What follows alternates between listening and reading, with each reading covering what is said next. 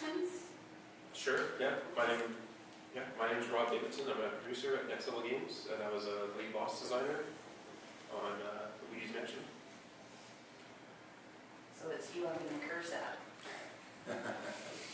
Yes. Perhaps. My name is Jonathan Yao. I'm the character artist at Next Level Games. I was responsible for most of the characters and some of the environments on the construction.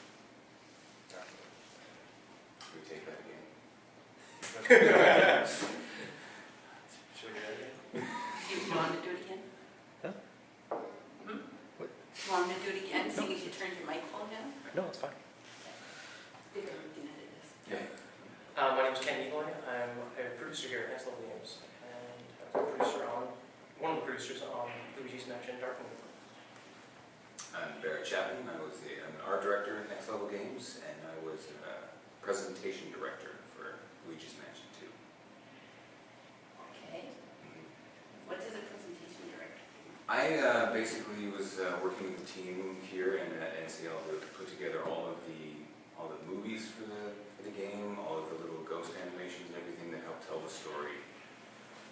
Okay. And I'm Chad York, and I was the audio director on the project. And basically responsible for all the music, sound effects, and dialogue. Awesome. So, when you first began development of the game, what was the first challenge that you had to solve? We spent about 8 months on paper, so I'd say that the first challenge was how were we going to reinvent, or if we were going to reinvent, what was it going to be? And so it was a lot of just discussions about, hey, if we were going to do something with this IP, how were we going to move forward? Which was not a small undertaking.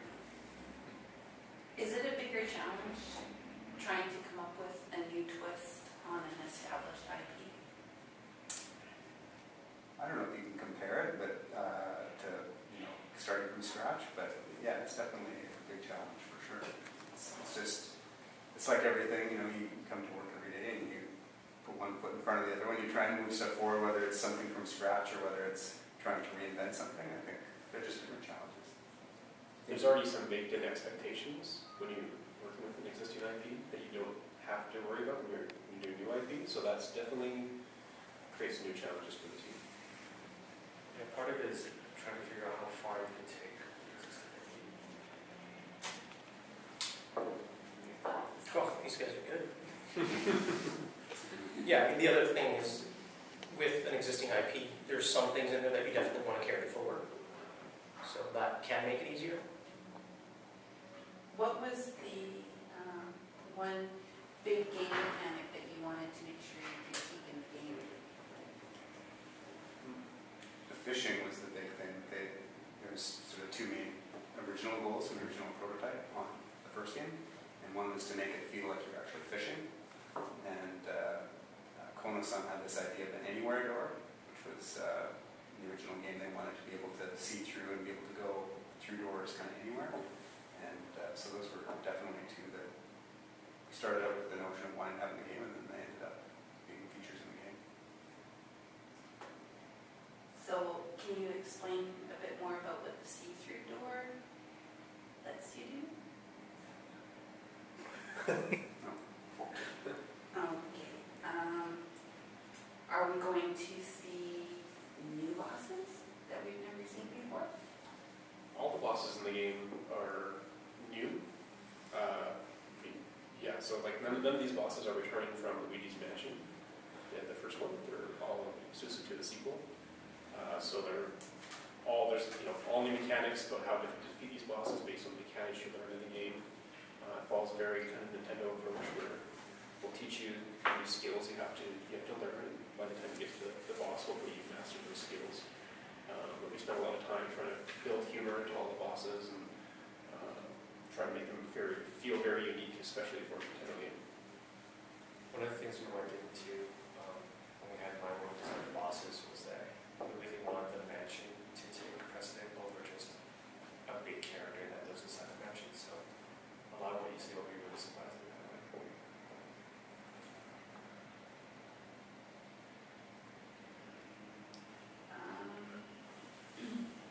sort of puzzles are we going to be able to look forward to and get mad at? There's a lot of puzzles based around obviously the poltergeist. It's the 5,000. It's 5,000 again. So a lot of wind blowing and wind sucking up pieces puzzles. So we're trying to figure out interesting ways to pull things off the walls with your poltergeist, or reach things from a distance with poltergeist. Like a lot of things you think you might want to do with a vacuum cleaner in real life if there was no barriers, and you can try that in the game. I don't want to give away too much, but we definitely try to use it in every possible way you can think of. And that'll really apply to all the tools that he has. There's also the concept of karakuri, which is like a Japanese woodworking art form. And the ninjas used it to design houses, so there's secret passages and traps and things like that. And that's something that we tried to incorporate into the mansions in the game. We wanted to treat the whole environment like big puzzle blocks, so sometimes you might pull on a lever and it might not do what you expect, but it might do something really awesome instead. Okay. Aside from Luigi, are there helper characters? Do you have a buddy? Well, he gets returns in the game from the first game. He's the one initially in the valley with the ghosts, so you're going to run into him. There may be a few other characters you run into. I don't know how much has been released yet, but there will definitely be other characters that can help you. Okay. And what sort of treasures are we going to find? Can you answer?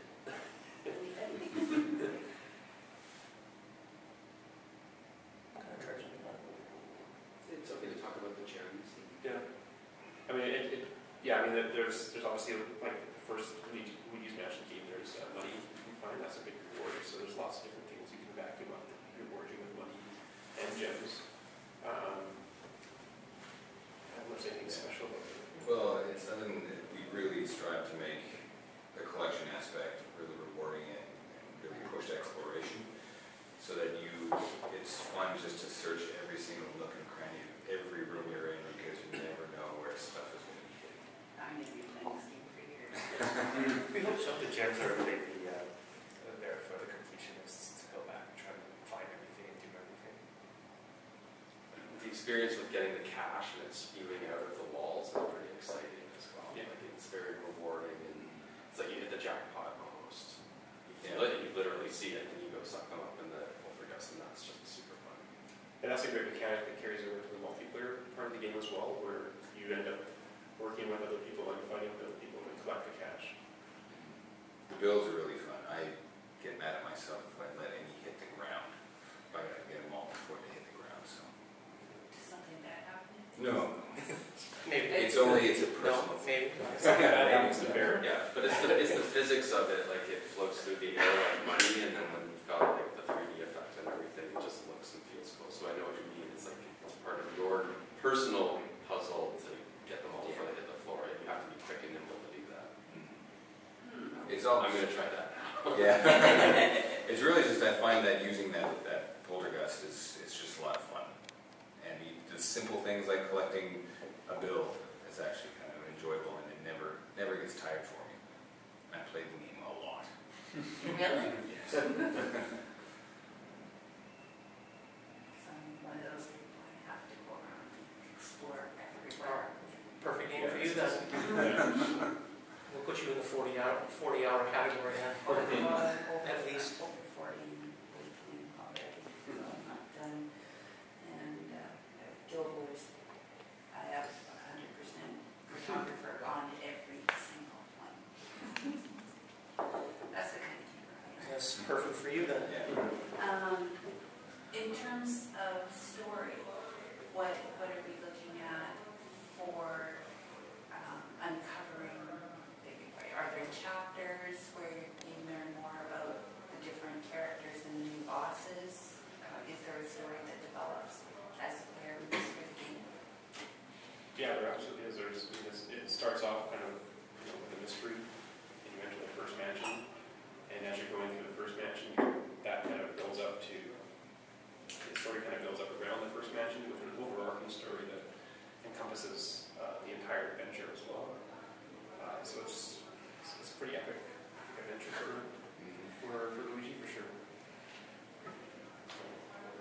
Luigi's been waiting a long time. He's got a lot of stuff to do. He's right.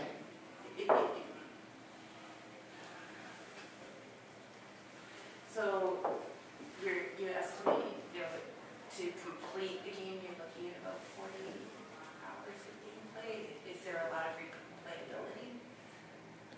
Well, absolutely replayability, unless you want to go through it the first time out and take the completionist route, and you spend the time to search every angle, and I'd be surprised if you could do that first time out, because you start, as you go through the mansions, you start to see, how we're hiding things, and then you're like, oh, okay, well, I remember seeing something like that, a mansion ago. I would better go back and see if that was indeed treasure. And then there's multiplayer, which means you can play the game forever, and if you're also a completionist, you'll want to play multiplayer as well. Which doesn't go well with anti-social gamers. I like single player games. Well, the great thing is you can play the multiplayer component by yourself as well.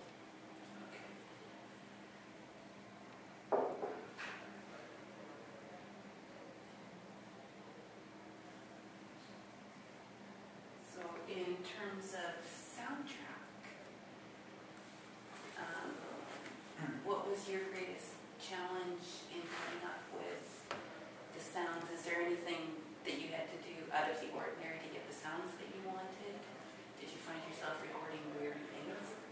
I'd say probably the biggest challenge was we knew that there was a lot of nostalgia around Luigi humming in the first one. And so we really wanted to up the ante on that feature and figure out a way that we could do it that was, moving the franchise forward and also kind of moving the music in different directions. So that was probably our biggest challenge, just in terms of writing songs that he could actually sing, and then also implementing it in a way that was going to work technically. But in terms of style, yeah, we've tried to, as best we could, match what the storytelling components were, and we scored every cinematic in the game, which was a big step forward in terms of production values, and none of any of our previous titles.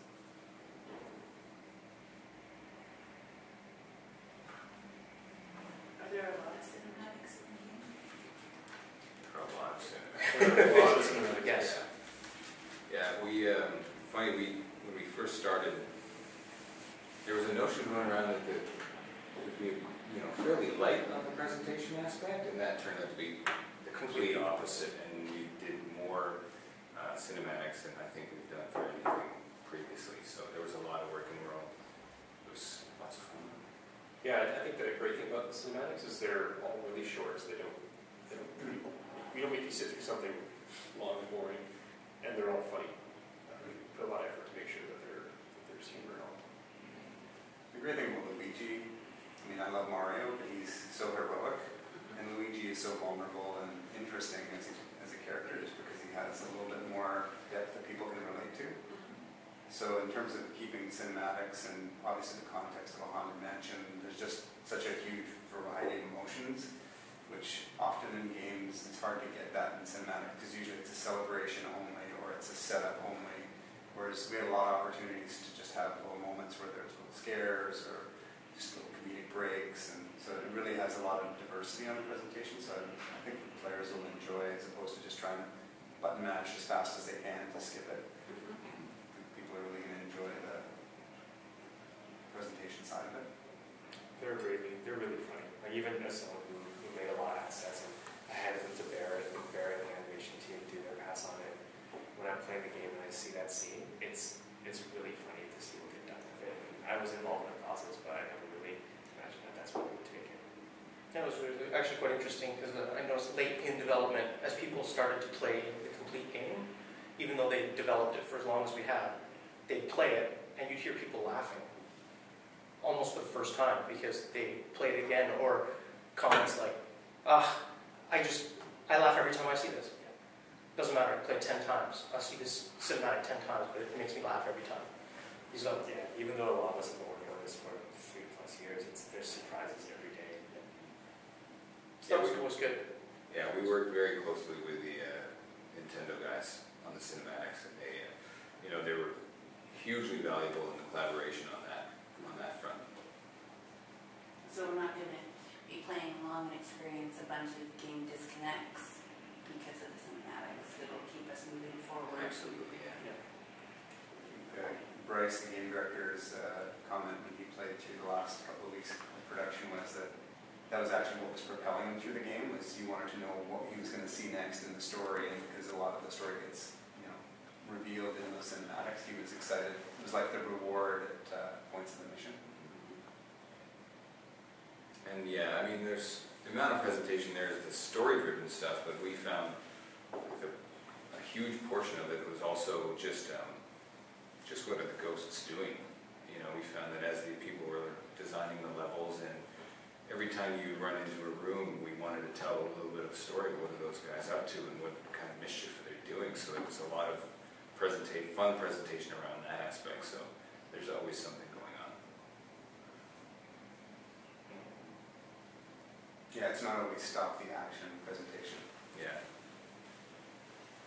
That's good, because you came from Ubisoft that came out last year. It has so many disconnects. I'm not really enthusiastic about finishing it.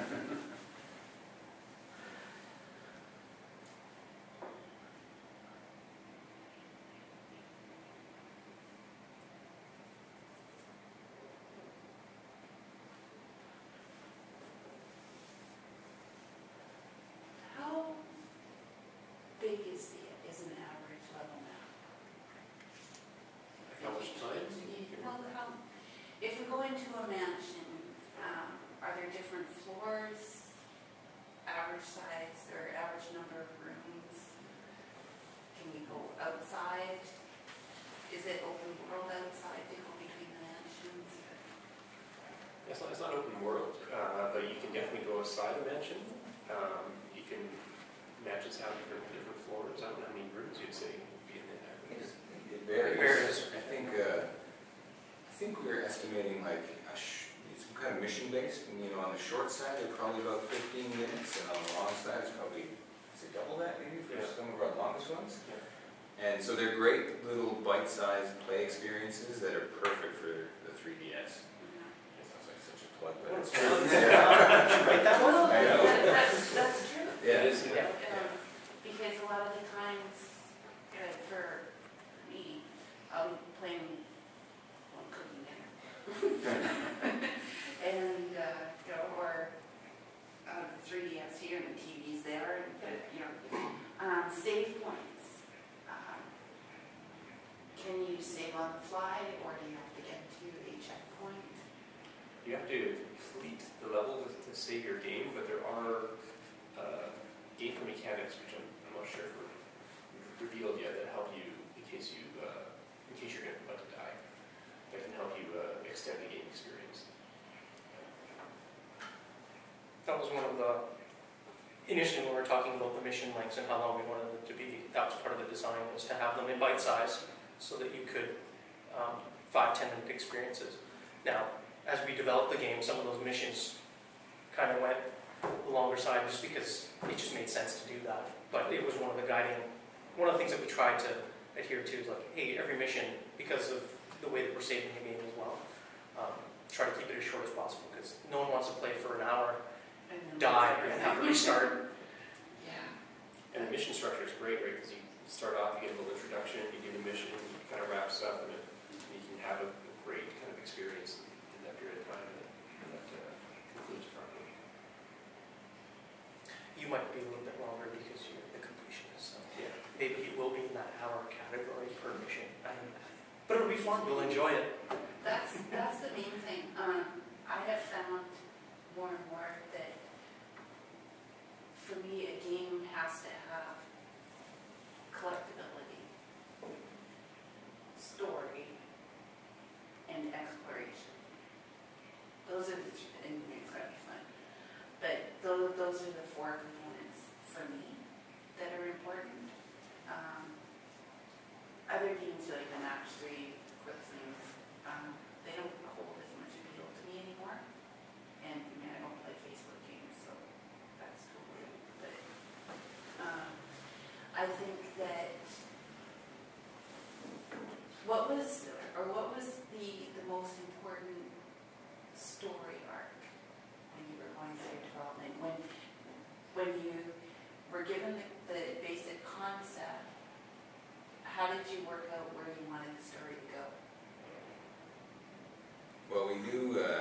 the setup.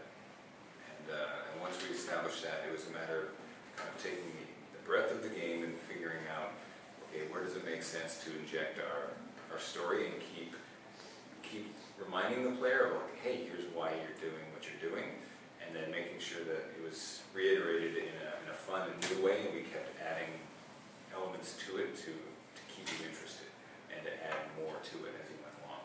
So there's little bits of the mystery is revealed in bite-sized chunks through actually various methods throughout the game. It's not just all cut sequences. There's other things that help tell the story. So there's a lot of fun, different ways that we did that. We tried to incorporate it in several different fashions.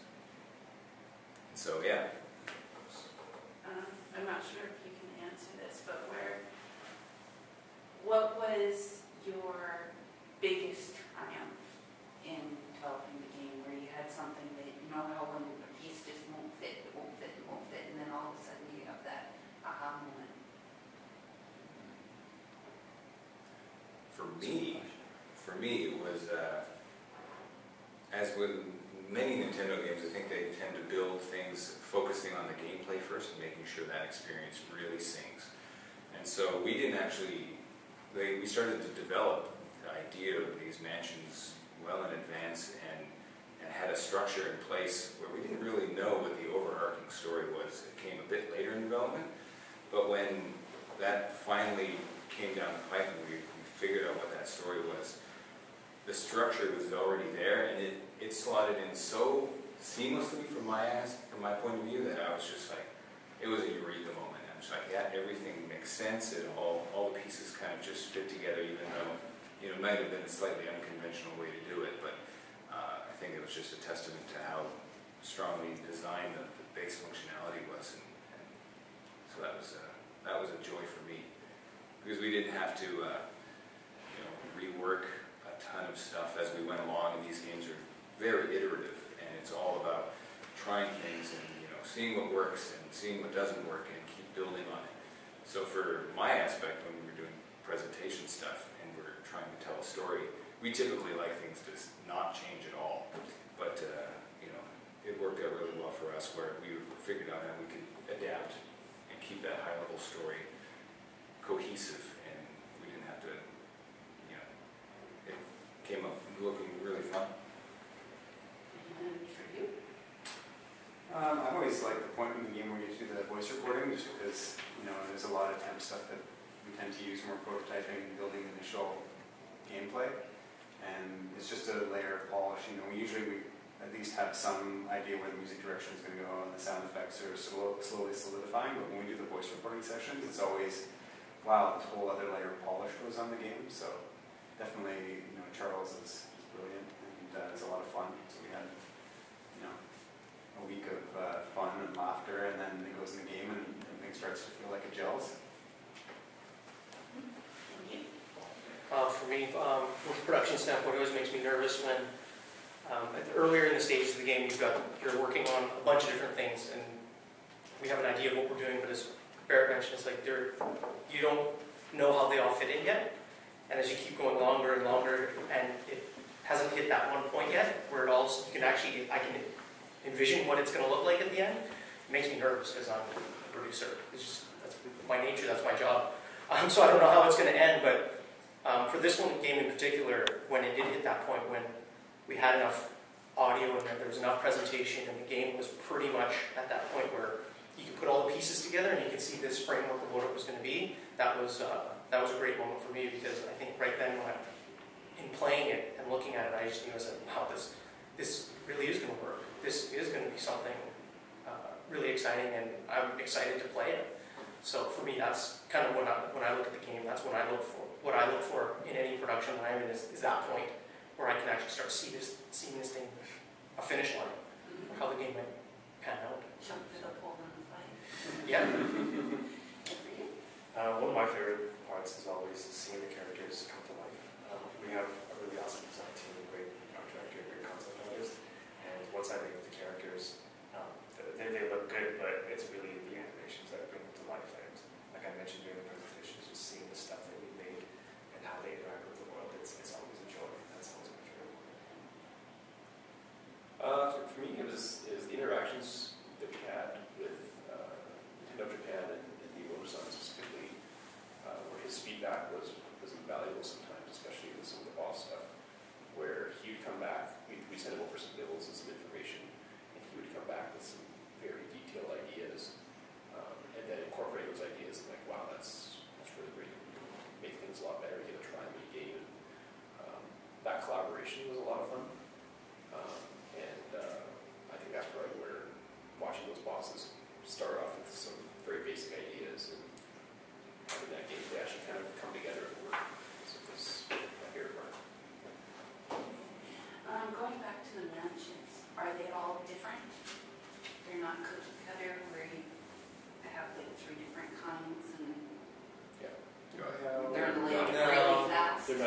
close. No. Good.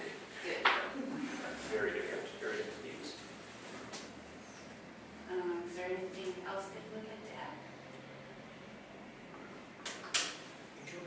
Yeah. Just 3 long years. Yeah. How But big, well worth it. what was the average size of the development team? Do you know? 50 to 70. We were, yeah, I think we hit peak probably about 70. And that was just for the NLG side. For the Nintendo side, I'm not sure how big that was as well. So.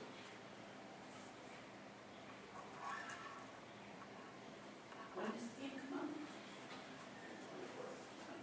Yeah. Yeah, I looked this morning, I couldn't, of course, I was very distracted with work.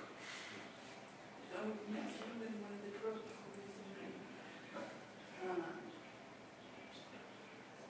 Yeah, you will have a copy on Friday, if not sooner. 3 years in development. Just over. So we're very proud, obviously, of this game. We worked on by Excel Games Vancouver. From a Canadian perspective, that's amazing. They were, of course, in collaboration with Nintendo Japan, Mr. Miyamoto, and Mr. Kono as well, Kono-san, right? Because he was the lead on NCL side. But, of course, this being on our soil as a collaborative effort, it's just amazing. So we're very proud. Well, that's also why I'm here, because we only cover Canadian games. Once in a while, we have a non-Canadian title, but it's always exciting for us when we can promote the homegrown. So that's excellent. Thank you very much. Thanks for coming.